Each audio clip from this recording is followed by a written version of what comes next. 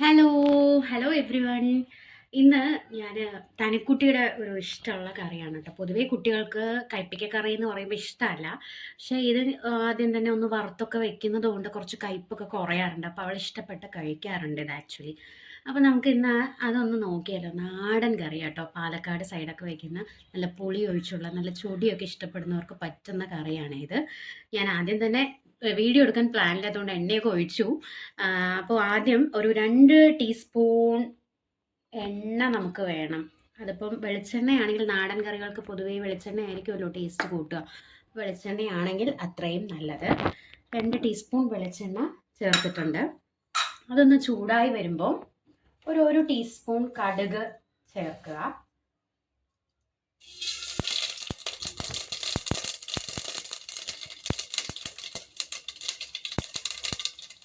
കടുക് ഒന്ന് പൊട്ടാനുള്ള സമയം കൊടുക്കുക. കടുക് എല്ലാം പൊട്ടിത്തീരുമ്പം ഒരു 1/4 ടീസ്പൂൺ ഉലുവ ചേർക്കുക.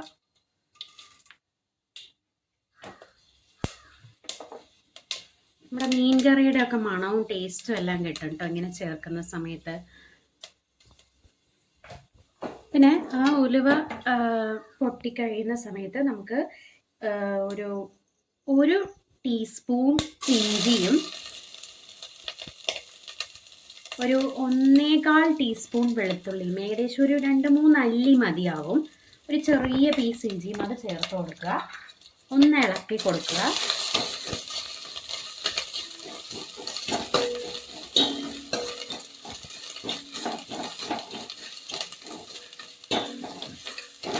നല്ല പുളിയുള്ള കറി ഇഷ്ടമാവുന്നവർക്ക് ഇത് ഭയങ്കര ഇഷ്ടമായിരിക്കും കേട്ടോ. മുട്ടക്കറിയൊക്കെ പോലെ തന്നെ ഇന്ന് കൈപ്പയ്ക്കയും അവൾക്ക് അതിലൊരു മുട്ടയൊക്കെ ചേർക്കുമ്പോൾ ഇഷ്ടമാവാറുണ്ട്. അപ്പം ഞാൻ മുട്ടയും കൂടെ ഇതിൽ ആഡ് ചെയ്യുന്നുണ്ട്.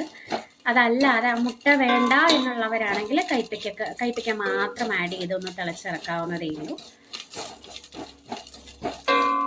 ഇതൊന്ന് തട്ടി കൊടുത്തതിന് ശേഷം കുറച്ച് ചെറിയുള്ളി, ഒരു 10 ചെറിയുള്ളി അരിഞ്ഞതാണിത്.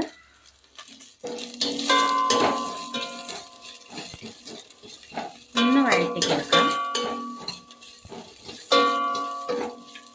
കൂടെ തന്നെ ഒരു 3 പച്ചമുളക്, 3-4 ആവാം കുഴപ്പമില്ല കേട്ടോ. 3 പച്ചമുളക് നടുകെ കീറിയതാണ്, അതും ആഡ് ചെയ്തിട്ടുണ്ട്. ഒന്ന് സോഫ്റ്റാക്കാം.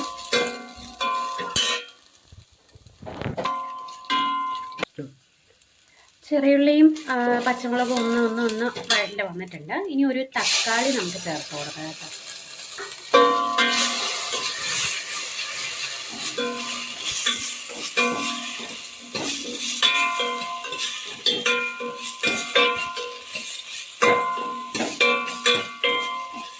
തക്കാളി ഇട്ട് ഉടയുന്നത് വരെ ഒന്നും നിൽക്കേണ്ട ആവശ്യമില്ല. നമുക്ക് ഇതിലേക്ക് പൊടികൾ ചേർത്ത് കൊടുക്കാം. പൊടി ഒന്ന് ആ പച്ചമണം മാറിയിട്ട് ഒന്ന് വറുത്ത് വരുമ്പോൾ അത് ഈ കറിക്ക് നല്ലൊരു മണം ഉണ്ടാകും. അതിനോടൊപ്പം നമ്മൾ കൈപ്പയ്ക്കയും കൂടെ ഇട്ട് വഴറ്റുമ്പോൾ അത്ര കയ്പ്പ് നമുക്ക് കറിക്ക് ഫീൽ ചെയ്യില്ല. നിങ്ങൾ വിചാരിക്കും അതിൽ തന്നെയല്ലേ, അതിൽ തന്നെ വഴറ്റുന്നു, അതിൽ തന്നെ കറി നമ്മൾ വെക്കുന്നു എന്ന്. പക്ഷെ ഒരു ചെറിയൊരു വ്യത്യാസം കാണാറുണ്ട് അങ്ങനെ ചൂടാക്കിയിട്ടൊന്ന് വെക്കുമ്പം. അപ്പോൾ ഇനി പൊടി തക്കാളി വഴണ്ട് വരാറൊന്നും നിൽക്കേണ്ട, അതായിക്കോളും. ചെറിയ പീസായിട്ടാണ് ഞാൻ ഇട്ടിരിക്കുന്നത്. ഒരു 1/2 ടീസ്പൂൺ മഞ്ഞൾപ്പൊടി ചേർത്ത് കൊടുക്കാം. കുറച്ച് ക്വാണ്ടിറ്റി എനിക്ക് കറി കൂടുതൽ ആണ് ഇവിടെ, അതുകൊണ്ട് ഞാൻ 1/2 ടീസ്പൂൺ മഞ്ഞൾപ്പൊടി ചേർത്തിട്ടുണ്ട്. കരിയരുത്, സിമ്മാക്കി വെച്ച് വേണം അത് പൊടിയിടുമ്പോൾ നമ്മളൊന്ന് ശ്രദ്ധിക്കണം. ലാസ്റ്റ് മുളക് പൊടി ചേർത്താൽ മതി. മുളക് പൊടി പെട്ടെന്ന് കരിയും, അതുകൊണ്ട് ലാസ്റ്റ് ചേർത്താൽ മതിയാവും. ഒരു 2 ടേബിൾ സ്പൂൺ മല്ലിപ്പൊടി ചേർക്കുന്നുണ്ട്. ഇത് ഒരു 1.5 മൂടി തേങ്ങ, ഒരു മൂടിയും ഒരു പകുതി മൂടിയും, അങ്ങനെ 1.5 മൂടി തേങ്ങയ്ക്കാണ് കേട്ടോ ഈ ഒരു അളവുള്ളത്. അപ്പം ഞാൻ 2 ടേബിൾ സ്പൂൺ മല്ലിപ്പൊടി ചേർത്തിട്ടുണ്ട്. ഒന്ന് ഇളക്കിയിട്ട് വേഗം തന്നെ ഒരു ടേബിൾ സ്പൂൺ മുളക് പൊടി ചേർക്കുക. അത്യാവശ്യം എരിവ് വേണമെന്നുണ്ടെങ്കിൽ കുറച്ചുകൂടെ ചേർക്കാം. ഇവിടെ അത്യാവശ്യം എരിവ് ഇഷ്ടപ്പെടുന്നവരാണ്, അപ്പം ഞാനത് കുറച്ചുകൂടെ ചേർത്ത് കൊടുക്കുന്നുണ്ട്.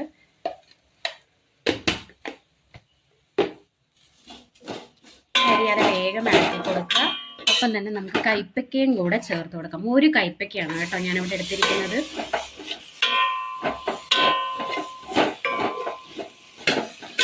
ഒരു കൈപ്പയ്ക്ക ചെറുതായി മുറിച്ചാണ് വെച്ചിരിക്കുന്നത്. വലിയ പീസാകുമ്പോൾ കുട്ടികൾക്ക് അത്ര താല്പര്യം കാണില്ല. അപ്പോൾ കറിയോടൊപ്പം പെട്ടെന്ന് അവരെടുത്ത് മാറ്റി വയ്ക്കും. അതുകൊണ്ട് ഞാൻ ചെറിയ പീസാക്കി വയ്ക്കുകയാണ്. അപ്പോൾ അറിയാതെ ഒരു പീസെല്ലാം ഉള്ളിൽ പോകുമല്ലോ. ഒന്ന് ഇളക്കിയിട്ട് ഇപ്പോൾ ഒരു പച്ചമണമൊക്കെ മാറിയിട്ടുണ്ട് ഇവിടെ.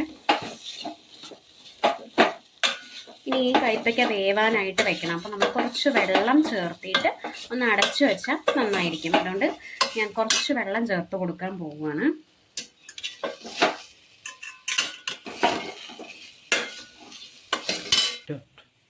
ഞാൻ കുറച്ച് വെള്ളം ചേർത്ത് കൊടുത്തിട്ടുണ്ട് കേട്ടോ. ചേർത്തിട്ട് ഒന്ന് നന്നായി ഇളക്കിയിട്ട്, നമ്മൾ പൊടിയൊക്കെ വഴറ്റിയത് കൊണ്ട് ചുറ്റും പറ്റി നിൽക്കുന്നുണ്ട്. അപ്പോൾ ഒന്ന് ഇളക്കി കൊടുത്തിട്ട് നമുക്ക് അടച്ച് വയ്ക്കാം. അടച്ചു വെച്ചിട്ട് അതൊന്ന് കൈപ്പയ്ക്ക കുക്കാവട്ടെ. നമുക്കൊന്ന് ഇനിയിപ്പോൾ സിമ്മ് ഒന്ന് കൂട്ടി വയ്ക്കാം. സിമ്മ ഒന്ന് മാറ്റിയിട്ട് കുറച്ച് ഫ്ലെയിം ആക്കിയിട്ട് നമുക്കത് വേവാനായിട്ട് വയ്ക്കാം.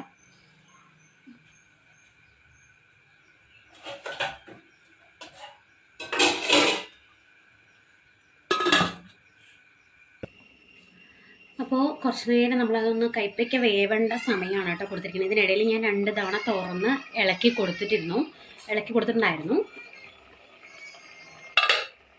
ഇനി നമുക്ക് ഇതൊന്ന് ഇളക്കിയിട്ട് കൈപ്പയ്ക്കനെ ഒന്ന് ഇങ്ങനെ കട്ട് ചെയ്ത് നോക്കാം. ഇങ്ങനെ സൈഡാക്കിയിട്ട് ഇങ്ങനെ ഒന്ന് മുറിക്കുമ്പം അത് കട്ടാവുന്നുണ്ടെങ്കിൽ കൈപ്പയ്ക്ക ആയി എന്നാണ് കേട്ടോ.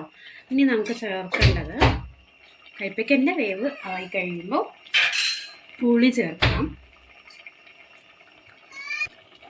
പിന്നെ നമുക്ക് പുളി ചേർക്കാം കേട്ടോ. ഞാൻ ആ പുളി പിഴിഞ്ഞ് വെച്ചതാണ്. ഒരു നാരങ്ങേനേക്കാളും കുറച്ചുകൂടെ വലിപ്പം വേണം. കാരണം ഇത് ഞാനിപ്പോൾ മുട്ട ചേർക്കുന്നു. പിന്നെ കൈപ്പയ്ക്കയുടെ പുളി അറിയാതിരിക്കണമെങ്കിൽ കുറച്ച് പുളിയുള്ളത് നല്ലതാണ്. അപ്പോൾ ഞാനതിൽ പുളി ചേർക്കുകയാണ്. പിഴിഞ്ഞ് വെച്ചതാണ്. അപ്പോൾ ആ പുളിവെള്ളം ചേർക്കുകയാണ്.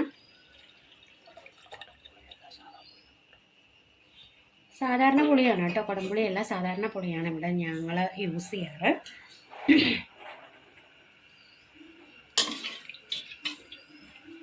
പുളി ചേർത്ത് കൊടുത്തിട്ട് നന്നായി ഒന്ന് തിളക്കട്ടെ. ഒരു 2-3 തവണ തിളച്ച് കഴിയുമ്പോൾ നമുക്ക് തേങ്ങ അരച്ചത് ചേർക്കാം. ഒരു 1.5 മൂടി, ഒരു തേങ്ങ മുറിച്ചതിൻ്റെ ഒരു മൂടിയും ഒരു മൂടിയുടെ പകുതി എടുത്തിട്ട് അരച്ച് വെച്ചിട്ടുണ്ട്. വേറെ ഒന്നും അതിൽ ചേർക്കണ്ട, തേങ്ങ മാത്രമാണ് അരച്ച് വെച്ചിട്ടുണ്ട്. ഇതൊന്ന് നന്നായിട്ട് തിളക്കട്ടെ. പുളി ചേർത്തിട്ട് ഒന്ന് നന്നായി തിളക്കട്ടെ. അപ്പോൾ പുളി ചേർത്ത് നന്നായി കറി തിളച്ചിട്ടുണ്ട്. ഇനി നമുക്ക് തേങ്ങ അരപ്പ് ചേർക്കാം.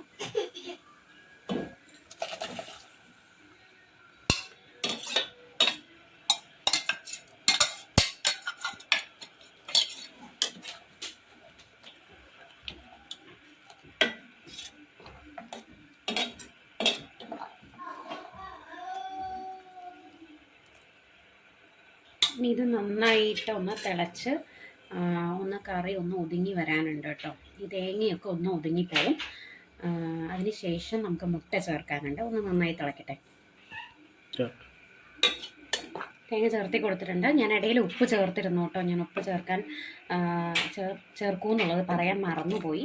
ഉപ്പ് ചേർത്തിരുന്നു. നമുക്ക് കറിയുടെ ആവശ്യത്തിനായിട്ടുള്ള ഉപ്പ് ചേർക്കുക. ഓക്കെ, അപ്പോൾ നന്നായിട്ട് തേങ്ങ ചേർത്തിട്ട് തിളച്ച് വന്നിട്ടുണ്ട്. ഒരു പച്ചമണമൊക്കെ കറിയുടെ മാറിക്കഴിയുമ്പോൾ ഞാനൊരു 3 മുട്ട കറിയിലേക്ക് ചേർക്കാനായിട്ട് പോവുകയാണ്. 3-3-ലധികവും നമുക്ക് ചേർക്കാം, കുഴപ്പമൊന്നുമില്ല. നമുക്ക് മുട്ടയൊക്കെ ഇഷ്ടമുള്ളവരാണ് വീട്ടിലെങ്കിൽ നമുക്ക് അതിനനുസരിച്ച് ചേർത്ത് കൊടുക്കാം. ഞാനിവിടെ ഒരു 3 മുട്ടയാണ് ചേർക്കുന്നത്. മുട്ടയിലൊന്നും ചേർത്തിട്ടില്ല. 3 മുട്ട ചേർത്തിട്ട് ഇളക്കി കൊടുക്കണം. അല്ലെങ്കിൽ അങ്ങനെ ഈ കട്ട പിടിച്ചത് അവിടെ എവിടെയെങ്കിലും ഇങ്ങനെ കിടന്നോളൂ. അപ്പോൾ ഒന്ന് ഇളക്കി കൊടുത്താൽ അതൊന്ന് സ്കാറ്ററായി മൊത്തത്തിൽ ഒന്ന് കറിയിലങ്ങ് ചേർന്നോളാം. ഒന്ന് ഇളക്കി കൊടുക്കുക. എന്നിട്ടൊന്ന് അടച്ച് വെച്ച് കുക്ക് ചെയ്യണം. ആ മുട്ടയുടെ ഒരു ഇത് മാറാനായിട്ടാണ് കേട്ടോ. ഒന്ന് ഇളക്കി കൊടുത്തതിന് ശേഷം നമുക്ക് അടച്ചു വയ്ക്കാം കേട്ടോ. ഒരു മിനിറ്റ് അടച്ചു വയ്ക്കാം. അതൊന്ന് കുക്കായിക്കോട്ടെ. ഓക്കെ, അപ്പോൾ ഒരു 2 മിനിറ്റ് കഴിഞ്ഞു. ഞാനൊന്ന് ഓപ്പൺ ചെയ്യുന്നുണ്ട്. മുട്ടയെല്ലാം നല്ല വേവായിട്ടുണ്ട്. ഞാൻ ഉപ്പൊന്ന് പാകമാണോ നോക്കട്ടെ.